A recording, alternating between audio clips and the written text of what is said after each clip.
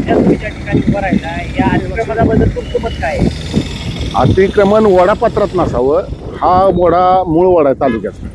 अर्ध्या तालुक्याचं पाणी इथून येते. तर हे बांधकाम कसं केलं बा, वड्यात मधोमध केले.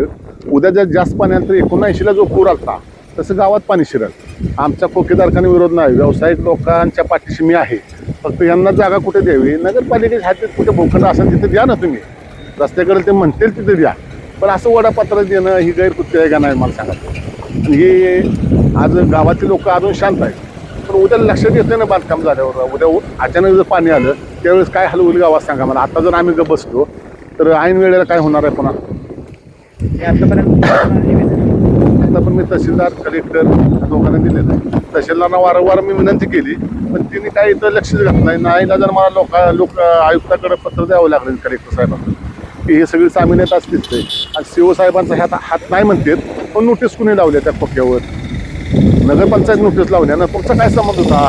जागा मसूरची आहे आणि अधिनियम 1966 आणि 74 नुसार यांच्या गुन्हे दाखल झाले पाहिजेत ना अतिक्रमणाचे. ते म्हणतात माझा काय संबंध नाही. मग नोटीस लावाय कसं गेला त्यांच्या जागेत तहसीलदार. तुम्हाला तुम्ही तहसीलदारपेक्षा मोठे झाला का.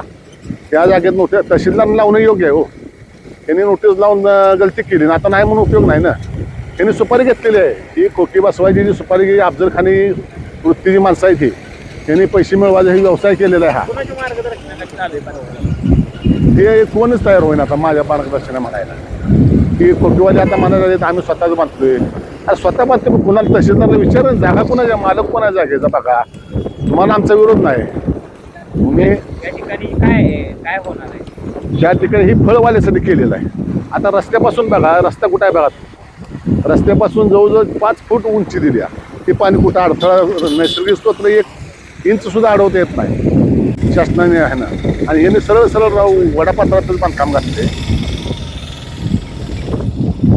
आणि जे खोकेदाराकडून 1 लाख रुपये एका अकाउंटवरती घेतले तो अकाउंटचा काय विषय आहे? ते आता कोणाच्या अकाउंटवर त्यांनी जमा केलं सर्च रिपोर्ट मागून घ्या ना तुम्ही. त्याच्या नावे कोणाला तुम्हाला शंका येते त्या नावे सर्च रिपोर्ट मागा. कशासाठी गोळा झाले एवढे पैसे अचानक. पण ते कळलं नाही त्यात. आता त्याचं मी खोकीदारकांनी खुनी केले त्यांना धंद्याची गरजा ते करू शकतात. त्यांना माझा विरोध नाही. खोकीवाले त्यांनी धंदा केला पाहिजे. त्यांना जागाही दिली पाहिजे. गोरगरी पाहिजे. नाभिक लोकही यायच्या त्यांच्या काय त्यातलं मला काय माहिती. मी फक्त ह्या मुद्द्याशी फक्त मागतोय. मला त्यांच्या धंद्याशी व्यवसायाशी देणं घेणं नाही. त्यांच्या पाठीशी आहे मी. फक्त हे वडापात्रात करू नका. वडापात्र सोडून ती गाळी तिकडे काढायचं चालू आहे किंवा इथं हे बांधले. हे इथं अनिल भाऊने ती भिंत जी बांधली ती ह्यांना गाळी काढायसाठी बांधली. मला सांगा बरं. मी सुहास भाईला काल फोन करून सांगितले अहो तुम्ही हे म्हणलं अधिवेशनात मुद्दा घ्या हे म्हणलं आणि तहसीलदार सीओवर विषय घ्या म्हणतात. कशासाठी त्यांना चौकशी करा. त्यांची चौकशी लावा ह्याच्यावर. लावतो म्हणतात बघूया म्हणतात. मग आता काय करतात बघूया. आता तुमची भूमिका पुढे काय असणार आहे? पुढे काय मी उपोषण करेन कोर्टात जाईन. मी काय पुढचं करणार. माझ्या मागे मी एकटा आहे. एकटाच लढणार. कोण लढणार. यांच्या विरोधात लढणार 100% लढणार. कारण हे अधिकृत असते तर मी लढलो नसतो. अनधिकृत करू नका. जनतेला काय जनतेला संदेश ऑटोमॅटिक जाता येतं भक्ती घेऊन जातात. संदेश द्यायची गरज जनता शहाणी आहे. आज ती 1940च्या अगोदर जनता नाही.